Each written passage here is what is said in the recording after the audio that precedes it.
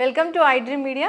So జనరల్గా కొందరిలో చూస్తూ ఉంటాం కదా, కీలు అనేది నొప్పి వస్తూ ఉంటుంది. ప్రతి కీలు కూడా నొప్పితో ఇబ్బంది పెడుతూ ఉంటుంది. సో ఎందుకు ఈ ప్రాబ్లం అనేది వస్తుంది, రాకుండా జాగ్రత్తలు ఏం తీసుకోవాలి, దీని గురించి లియో డైట్ ఏం చెప్తుంది, ఇక వెజిటబుల్ థెరపీ ద్వారా దీన్ని ఎలా తగ్గించుకోవచ్చు, సో పూర్తి వివరాలు తెలుసుకుందాం. మనతో పాటు ప్రముఖ vegetable therapist and sun spiritual society founder, Leo diet specialist Vikramaditya Guruji గారు ఉన్నారు. గురూజీ నమస్తే అండి. సూర్యోస్మితల్లి. అంటే కొందరికి కాళ్ళ నొప్పులు ఉంటాయి, మోకాళ్ళ నొప్పులు ఉంటాయి, లేదా షోల్డర్ పెయిన్ ఉంటుంది, యాంకిల్ పెయిన్ ఉంటుంది, ఇలా ఓకే. సో దాన్ని తగ్గించుకుంటారు, ట్రీట్మెంట్స్ ఉంటాయి. అయితే ప్రతి కీలు కూడా నొప్పి వస్తుంది, ఇబ్బంది పెడుతూ ఉంటుంది, తగ్గట్లేదు అని చెప్తూ ఉంటారు. ఎందుకు గురువు గారు?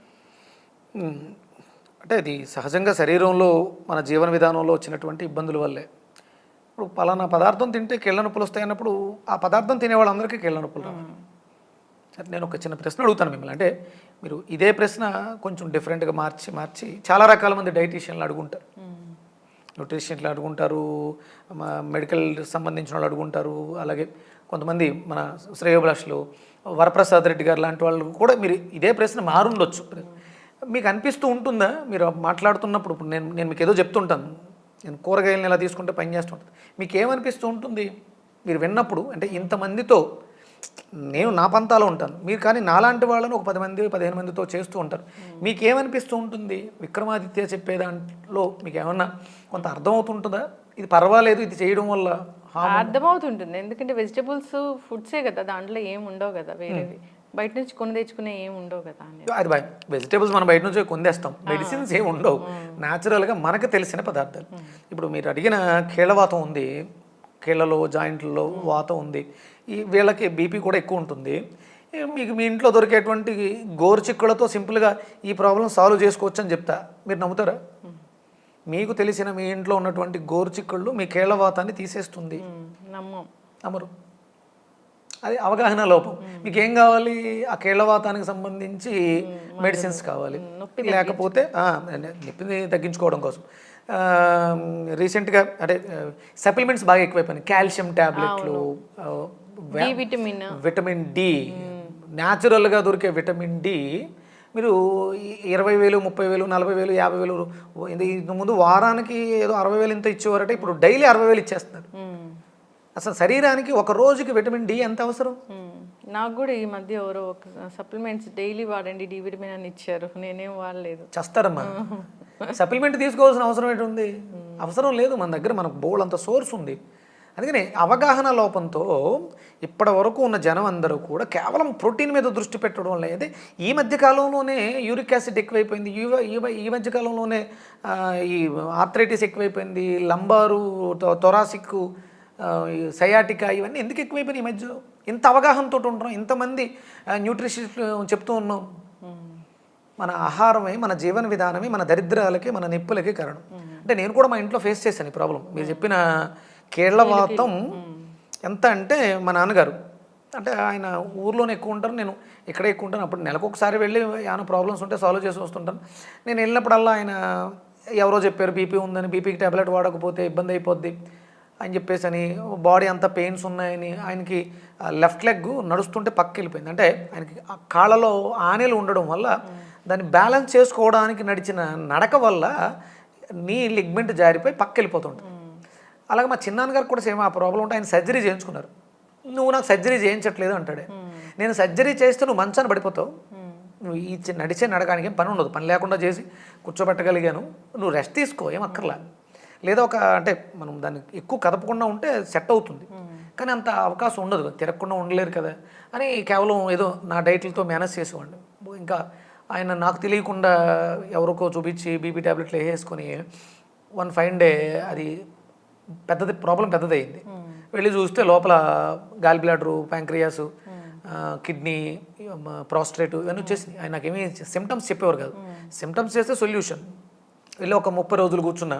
ఆయనకంటే మీరు చెప్పిన ఈ ఆర్థరైటిస్, దీని పెయిన్స్కి ఏదైతే ఉందో ఈ జాయింట్లోకి అది వెళ్ళిపోవడం వల్ల షేప్ అవుట్ అయిపోయింది, చెయ్యి ఇలా అయిపోయింది, పెయిన్స్, ఇది పెయిన్, ఈ మొత్తం అంతా బాడీ అంతా కూడా పెయిన్స్, నీ పెయిన్స్. దీన్ని ఇండికేట్ చేస్తూ మనకి బీపీ చూపించేది. ఆయనకి బీపీ ఉంది. ఇది బీపీ మనం బీపీని చూస్తున్నాం, కానీ నీ ప్రాబ్లం, నీ బాడీలో ఉన్న ప్రాబ్లంని బీపీ చెబుతుంది. నువ్వు బీపీ టాబ్లెట్ వేసుకుని సప్రెస్ చేస్తున్నావు అని చెప్పేసి అని నేను కూర్చుని మొత్తం డయాగ్నోస్ చేసి టెస్ట్లో రిపోర్ట్స్ కూడా ఉన్నాయి నా దగ్గర. యూరిక్ యాసిడ్ ఎలా తగ్గింది, సి రియాక్టివ్ ప్రోటీన్ ఎలా తగ్గింది, ఆయనకు ఉన్నటువంటి పెయిన్స్ ఎలా తగ్గినాయి, ఇప్పుడు బీపీ నార్మల్. మరి ఎలా పోయింది, నువ్వు ఏం వేసుకుంటున్నావు అని అడిగా. అప్పుడు తెలియక ఎవరో చెప్పితే భయపెట్టేస్తే భయపడిపోయి దీనికి ప్రధానమైనటువంటి కారణం ఏంటంటే సరైన జీవన విధానం లేకపోవడం. ఇష్టం వచ్చినట్టు ఏది పడితే అది ఎప్పుడు పడితే అప్పుడు తినటం. అంటే ఆయన వయసు పెద్దది, ఆయనకు విపరీతమైనటువంటి ఆకలిని ఏమనుకున్నాడంటే ఇది నన్ను తినమంటుంది అనుకుని చెప్పేసి తినడం మీద ఎక్కువ దృష్టి పెట్టేవాడు. మనకి వేస్తున్నటువంటి ఆకలికి అర్థం ఉంటుంది, దాన్ని మనం అర్థం చేసుకునే స్థితిలో లేము. ఉదయం ఆకలేస్తే ఇడ్లీ దోశలు తినమని కాదు, పళ్ళు తినమని. దాని తర్వాత కూడా మళ్ళీ ఆకలేస్తుంది, ఆ తర్వాత ఏదైనా ఒక లిక్విడ్ తీసుకోమని, దాహాన్ని తీర్చమని. ఆకలికి అర్థం ఉంది. అలాగే మధ్యాహ్నం 12 నుంచి 1 గంట లోపు ఆకలేస్తే భోజనం చేయమని. అది సమయం, మన శరీరంలో ఒక బయోమెట్రిక్ క్లాక్. దీనిని మనం పాడు చేసాం. అలాగే సూర్యాస్తమయం తర్వాత తినకూడదు. మా నాన్నగారు చేసిన వాటిలో మార్నింగ్ బ్రేక్ఫాస్ట్ బాగుంటుంది. అంటే బ్రేక్ఫాస్ట్ ఉంటుందంటే ఇడ్లీ, అట్టు, దోశలు ఇవే ఉంటాయి. నేను ఇప్పుడు మార్చేసాను, ఓన్లీ ఫ్రూట్స్, జ్యూసెస్ పెట్టాను, వెజిటేబుల్ జ్యూసెస్. కంపల్సరీ మీరు ఎనీ పెయిన్ మిమ్మల్ని ఇబ్బంది పెడుతున్నాయంటే మీ బాడీలో సంథింగ్ ఇబ్బంది ఉంది, అయితే యూరిక్ యాసిడ్ పెరిగిపోయింది, లేకపోతే సి రియాక్టివ్ ప్రోటీన్ పెరిగిపోయింది, ఇలా మన బాడీ అంతా ఇన్ఫ్లమేషన్ అయ్యి ఉంది, ఇన్ఫెక్షన్స్ ఉన్నాయి, లేదా యూరిన్ చెడిపోయి లోపలే ఉండిపోయింది, మగవాళ్ళకైతేనేమో ప్రాస్టేట్ ఎన్లార్జ్మెంట్, ఈ వీటి వల్ల మనం ఆ సెల్స్ని పెంచేసుకున్నాం. దానిని తగ్గించాలంటే, ఆ ఇన్ఫ్లమేషన్ తగ్గించాలంటే, జాయింట్లో ఇన్ఫ్లమేషన్స్ తగ్గించుకుంటే మనం కంపల్సరీ ఏదో ఒక వెజిటబుల్, క్లస్టర్ బీన్స్ మీకు అద్భుతంగా పనిచేస్తుంది. కొబ్బరి పాలతో గోరుచిక్కుళ్ళ జ్యూస్, గోరుచిక్కుళ్ళు దానికి ఒక 20 గ్రాముల అల్లం, 20 గోరుచిక్కుళ్ళు వేసుకుని 20 గ్రాముల అల్లం, ఒక 100 గ్రాముల కొబ్బరి మెత్తగా గ్రైండ్ చేసి బాగా వడకట్టి సిప్ చేస్తూ హ్యాపీగా, ఇదే బ్రేక్ఫాస్ట్. ఇక మళ్ళీ దీని తర్వాత మీరు ఇడ్లీలు, దోశలు దీని మీద దృష్టి పెట్టకండి. ఇవి కూడా ఆహారమేగా. 100 గ్రాముల కొబ్బరిలో అద్భుతమైనటువంటి పోషకాలు, ప్రకృతిలో అద్భుతమైనటువంటి పోషక విలువలు కలిగింది కొబ్బరి నూనె, కొబ్బరి నీళ్లు కాదు. మేము కొబ్బరి నీళ్ళు తాగాం, కొబ్బరి నూనె తాగాం కాదు. పచ్చి కొబ్బరి, ముదర కొబ్బరి మనం తినగలిగితే మంచిది. లేదంటే కొంచెం పాలు తీసుకుని ఆ పాలల్లో గోరుచిక్కుళ్ళు కలిపి మీరు కొబ్బరి పాలు తాగుతూ ఉత్తి గోరుచిక్కుళ్ళని కొంచెం చిన్న అల్లం ముక్క యాడ్ చేసుకుని నవిలేసి ఒక 4-5 గోరుచిక్కుళ్ళు నవ్వులుతూ కొబ్బరి పాలు తాగండి. అద్భుతమైనటువంటి రిజల్ట్. పెయిన్స్కి, మీరు చెప్పిన పెయిన్స్కి చాలా అద్భుతంగా పనిచేస్తుంది. కీలు నొప్పి వస్తూ ఉంటే వాళ్ళకి గోరుచిక్కులు బాగా పనిచేస్తాయి. చాలా అద్భుతంగా పనిచేస్తాయి. గోరుచిక్కుడు జ్యూస్ తయారు చేసి తీసుకోవచ్చు. కొబ్బరి పాలు కూడా బాగా పనిచేస్తాయి. కొబ్బరి సృష్టిలో అత్యంత పోషక విలువలు కలిగింది కొబ్బరి. అది కేవలం కొబ్బరి నీళ్లు కాదు, కొబ్బరి నూనె కాదు, కొబ్బరి పాలు, పచ్చి కొబ్బరి, ముదర కొబ్బరి. అందుకనే దాన్ని భగవంతుడికి దగ్గరగా పెట్టారు. మీరు ఏదైనా గుడికి వెళితే, దేవాలయానికి వెళ్ళినప్పుడు దాన్ని ప్రసాదంగా నివేదన చేస్తారు. అప్పుడు ఒకటి కొట్టిన తర్వాత సగం ఆయన దగ్గర ఉంచుకుంటాడు, ఒక సగం మనకిస్తాడు. అది మనల్ని తినమని. మనం తీసుకెళ్ళి చెత్త కుప్పలోనో లేకపోతే ఇంట్లోనో ఎండబెట్టి నూనె ఆడిస్తాం. ఏం అక్కర్లే, బాగా ముదర కొబ్బరి మనం తినండి రోజు. మీకు ఎలాంటి నొప్పులు ఉన్నా తగ్గిపోతాయి, ఏ నొప్పి అయినా తగ్గుద్ది. ఇంకా అది మీకు అడిషనల్గా ఇచ్చే బెనిఫిట్స్ చాలా అద్భుతాలు ఉన్నాయి. ఆ కొబ్బరి పాలతో గోరుచిక్కుళ్ళని చేసుకోవడం వల్ల మీకు బీపీ కూడా నార్మల్ వస్తుంది. ఎప్పుడైతే రోగం తగ్గిందో ఆటోమేటిక్గా బీపీ నార్మల్ ఉంటుంది. ఈ నరాలలో మనకు బీపీని ఎక్కడ ట్రిగర్ చేస్తాం, ఇక్కడ మీరు పైప్ పెట్టినట్టు ఆ ఫోర్స్ కదా మీ నర్వస్ సిస్టమ్ని కరెక్ట్ చేస్తుంది. బ్లడ్ ఫ్లో అనేది చాలా అద్భుతంగా ఉంటుంది. దీంతో మీకు వచ్చే అడిషనల్ బెనిఫిట్ ఏంటి అంటే, లియో డైట్లో మీరు ఒక రోగానికి ట్రీట్మెంట్ చేస్తే మీకు 100 రోగాలు తగ్గే అవకాశం ఉంది. మీరు కీళ్ళవాతానికి చేస్తున్నారు, ఇది బీపీని కూడా తగ్గిస్తుంది. మీరు బీపీకి ట్రీట్మెంట్ చేస్తున్నారు, ఇది కీళ్ళవాతాన్ని తగ్గిస్తుంది, మైగ్రేన్ తగ్గిస్తుంది, మీకు విజన్ ఇంప్రూవ్మెంట్ ఉంటుంది. మీకు ఏజ్ పెరిగే కొలది విజన్ ఇంప్రూవ్మెంట్ తగ్గిపోతుంది, దాన్ని కూడా స్ట్రెంగ్త్ ఆన్ చేస్తుంది. శరీరంలో ఎక్కడ నరాల వ్యవస్థ ఉన్నట్లన్నింటినీ మెరుగుపరుస్తుంది. లియో డైట్ కేవలం మీకు ఇది శారీరకంగానే కాకుండా మానసికంగా కూడా అద్భుతంగా ఉపయోగపడుతుంది. లియో డైట్కు ఉన్నటువంటి ఏకైక అద్భుత లక్షణం ఇది. ఇక ఈ మిగతా ఏ డైట్లకి కూడా ఈ బెనిఫిట్స్ ఉండవు. లియో డైట్కి ఫిజికల్లీ, మెంటల్లీ కూడా ట్రీట్ చేసే అవకాశం ఉంది. మోకాలు నొప్పుల సమస్య అంటే చిన్న వయసు నుంచే మోకాలు నొప్పులు అనేవి వస్తూ ఉన్నాయి. అక్కడ ఏదో రెడ్గా అయిందని, లేకపోతే స్వెల్లింగ్ వచ్చిందని, వాటర్ వచ్చేసిందని, అరిగిపోతున్నాయని, నొప్పులు వస్తున్నాయని ఇలా చెప్తూ ఉంటారు. మోకాలు నొప్పులు ఏ ప్రాబ్లం వచ్చింది దానికి నొప్పి వస్తూ ఉంటుంది. అయితే ఈ మోకాలు నొప్పులు అనేవి రాకుండా ఏం చేయాలి, ఎలాంటి వెజిటబుల్స్ తీసుకోవాలి, వస్తే దాన్ని ఎలా తగ్గించుకోవాలి? మోకాళ్ళ నొప్పి అంటే పెయిన్, పెయిన్ అనేది సమస్య కాదు, ఇండికేషన్. ఓకే. ఒక చోట నొప్పి వస్తుందంటే అక్కడ సంథింగ్ ఏదో చెడు జరుగుతుంది అని బాడీ మనకి చెప్తుంది. ఇప్పుడున్నటువంటి పరిస్థితుల్లో మనం ఏం చేస్తున్నామంటే పెయిన్ కిల్లర్, మోకాళ్ళ దగ్గర జరుగుతున్న ప్రక్రియ బ్రెయిన్కి రీచ్ అవ్వకుండా కట్ చేస్తున్నాం సిగ్నల్స్. నొప్పి తగ్గే మాత్రలు అనుకుంటున్నాం, నొప్పి తగ్గట్లా, నొప్పి తెలియట్లేదు అంతే, నొప్పి అలాగే ఉంటుంది. మోకాళ్ళు కావచ్చు, లేకపోతే మోకాళ్ళ కింద మడమలు కావచ్చు, జాయింట్స్ కావచ్చు, ఏదైనా సరే నొప్పి, పెయిన్ అనేది ఇండికేటర్. మనం దాన్ని చంపేస్తున్నాం అంతే పెయిన్ కిల్లర్స్ ద్వారా. ఇప్పుడు వయసు అయిన తర్వాత మీరు అన్నట్టు అరిగిపోతున్నాయి ఎక్కువ వాడేస్తే. మరి చిన్నపిల్లల్లో ఆ అరుగుదల ఎందుకు వస్తుంది? అరుగుదల ఉన్నది అంటే ఏ వయసు నుంచి ఏ వయసు వరకు అయినా తీసుకోవచ్చు. అది కేవలం మనుషులే కాక ఎముకలు ఉండే ప్రతి జీవికి కూడా అరుగుదల అనేది ఉండాలి. జీవం ఉన్న ప్రతిదానికి ఎముకుంటే. ఇక్కడ ఆహారంలో మనం మన శరీరంలో రక్తాన్ని ప్రమాణంగా తీసుకున్నప్పుడు quality of blood, quantity of blood, purity of blood. Quality, purity ఏంటి తేడా? రక్తములో ఏమీ లేకపోవటం అంటే వ్యర్థాలు లేకపోవటం ప్యూరిటీ. మరి క్వాలిటీ కూడా అంతే, ఉండవలసినవి ఉండటం. ఐరన్ ఉండాలి, B12 ఉండాలి, ఇవన్నీ ఉండటం. రక్తంలో ఏమేమి ఉండాలి ఆ ఉండటం క్వాలిటీ.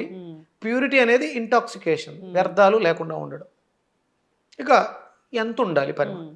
ఇక్కడ మోకాళ్ళ దగ్గరకు వస్తువులోకి సేమ్ దీన్నే మనం తీసుకుంటే quality of calcium, quantity of calcium, purity of calcium. శుద్ధమైనటువంటి కాల్షియం ఉండాలి, సరిపడా ఉండాలి. దాంట్లో కాల్షియం కావలసిన D3, D ఇవన్నీ కాల్షియం తయారీకి కావలసినవన్నీ ఉండాలి. అవి లోపం వస్తున్నాయి మనకి. అందుకని ఏజ్తో సంబంధం లేకుండా అన్ని వయసుల వాళ్ళకి అరిగిపోవటం కానీ నొప్పులు రావటం కానీ సహజమైపోయింది. నేను ఈ వెజిటబుల్ థెరపీ, నాకు మెడికల్ టెర్మినాలజీ తెలియదు. నాదంతా కూడా యాన్సెంట్ వేదిక్ ఇండియన్ డైట్ అని ఫాలో అవుతుంటా. అందుకనే మనం Leo diet centres, living energetic organ diet, Leo diet living energetic organ diet, ఇదంతా కూడా యాన్సెంట్ పురాతనమైనటువంటి భారతీయ ఆహార విధానంలో ఉంటుంది.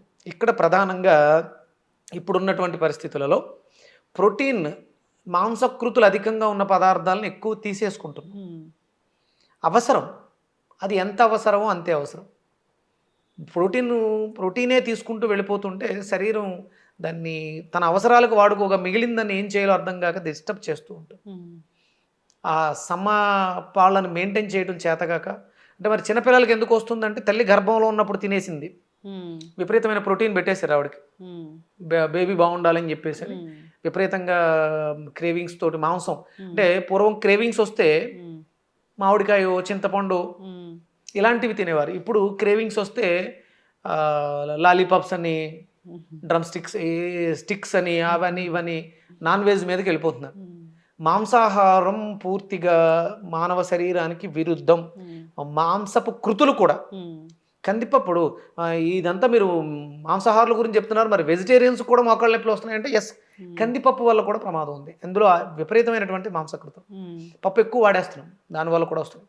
అలా అని మేము పప్పు వాడట్లేదు, లేదా వడలు, మినప గారెలు, వీటి వల్ల కూడా మోకాళ్ళ నొప్పులు వచ్చే అవకాశం. Protein, high protein.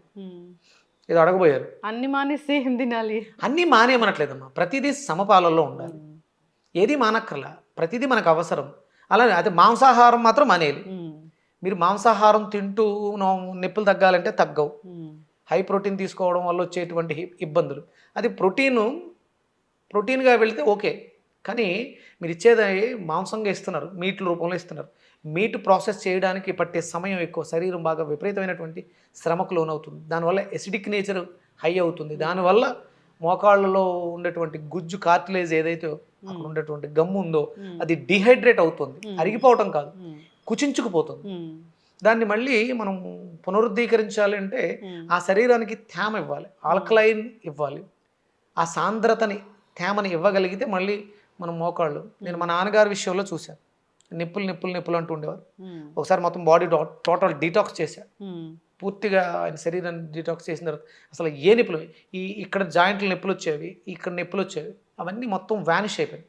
అలాగే మా అత్తయ్య గారు వాడు వెయిట్ ఉండేది ఆవిడ శుభ్రంగా. ఎప్పుడైతే మనం పర్ఫెక్ట్ డైట్ లియో డైట్ తీసుకున్నామో దాంతో వాళ్ళకున్న నొప్పులు పోయినాయి. నొప్పులకి ప్రధానమైనటువంటి కారణం మనం విపరీతంగా తినేయటం ఫస్ట్. ఇక తర్వాత కాల్షియం డెఫిషియన్సీ. కాల్షియం ఎందులో ఉంది? మిల్క్. ప్రధానమైనటువంటి వనరు మనకి మిల్కే. మిల్క్ వాడకాల్లో ఇప్పుడు మనకి ఈ బర్రెలు ఎక్కువైనాయి. పూర్వం అంతా కూడా మనకి ఆవులు ఎక్కువ ఉండేవి. ఆవు పాలు చాలా శ్రేయోదాయకం. ఆవు మజ్జిగ, ఆవు వెన్న, ఆవు పెరుగు ఇవన్నీ మనకు ఆరోగ్యాన్ని ఇచ్చేవి. పూర్తిగా ఆవునే మనం దూరం చేసుకుని కబేళాలకు వెళ్తుంటే చూస్తూ ఆనందిస్తున్నాం. ఆవుని రక్షించుకోవాల్సిన అవసరం. మోకాళ్ళ నొప్పులతో బాధపడుతున్నారు అంటే ఇవి మీరు చెయ్యాలి. ఇక తర్వాత ఇప్పటికిప్పుడు మరి మనకు ఆవులు దొరకవు, ఆవు పాలు దొరకవు, ఏం చేయాలి అంటే మనకి నువ్వులు ప్రధానంగా తీసుకోవాలి.